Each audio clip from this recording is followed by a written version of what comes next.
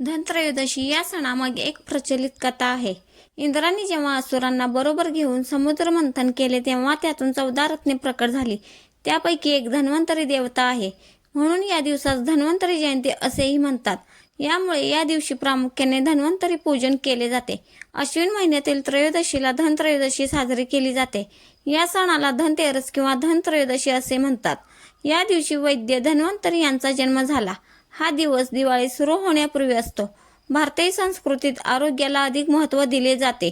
आरोग्याला संपत्तीसोबतचे स्थान दिल्यामुळे नेहमी आरोग्य धनसंपदा असे म्हटले जाते.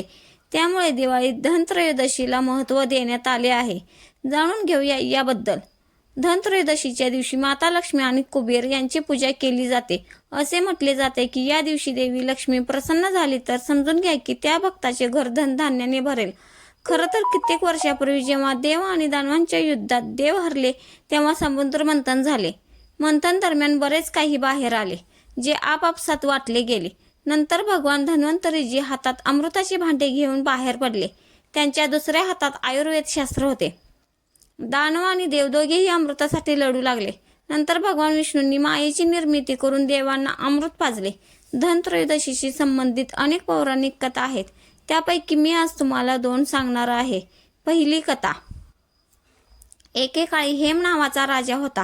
त्याला मुलगा झाला. मुलाची कुंडली तयार केली. तेव्हा ज्योतिषांनी सांगितले की मुलाचा मृत्यू लग्नानंतर बरोबर 4 दिवसांनी होईल. हे ऐकून राजाला खूप वाईट वाटले आणि त्याने राजपुत्राला अशा ठिकाणी पाठवले जिथे त्याला एकही मुलगी दिसणार नाही. पण एकदा एक राजकन्या तिथून निघाले आणि दोघांनी एकमेकांना पाहून मोहित झाले आणि त्यांनी गंधर्व विवाह केला. लग्नानंतर नेमके तेच झाले आणि 4 दिवसांनी यमदूत त्या राजपुत्राचा जीव घ्यायला आले. जेव्हा यमदूत त्याला घेऊन जात होते तेव्हा त्याच्या पत्नीने खूप आक्रोश केला. पण यमदूतांना त्यांचे काम करावे लागले. नवविवाहित वधूचा विलाप ऐकून यमदूतांनी यमराजांना विनंती केली की हे यमराज, अकाली मृत्यूपासून मनुष्याची सुटका होऊ शकेल असा कोणताही उपाय सांगा. यमदेवता म्हणाले, हे दूत, अकाली मृत्यू हे कर्माचे फळ आहे. त्यापासून मुक्त होण्याचा एक सोपा उपाय सांगतो. अश्विन कृष्ण पक्षातील त्रयोदशी रात्री माझ्या नावाने पूजा करून दक्षिण दिशेला दीप अर्पण करणाऱ्याला अकाली मृत्यूची भीती नसणार. यामुळे लोक या दिवशी घराबाहेर दक्षिण दिशेला दिवे लावतात. तर दुसरी कथा आपण ऐकूया. एकदा लक्ष्मी देवी भगवान विष्णू सोबत फिरत होत्या. एका ठिकाणी देवांनी लक्ष्मींना सांगितले की मी परत येईपर्यंत इथेच राहा. माता लक्ष्मींचे मन व्याकुळ झाले आणि त्याही भगवान विष्णूंच्या मागे दक्षिणेकडे जाऊ लागल्या. पुढे गेल्यावर मोहरीची शेती आली. शेतात बहरलेली मोहरीची फुले फारच सुंदर दिसत होती. देवी लक्ष्मींनी एक फूल तोडून स्वतःला सजवले आणि जेव्हा त्या उसाच्या शेतात पोहोचल्या तेव्हा त्यांनी उसाच्या रसाळ आणि गोड रसाचा आस्वाद घेतला. तेव्हा भगवान विष्णू तेथे आले आणि माता लक्ष्मीवर कोपले.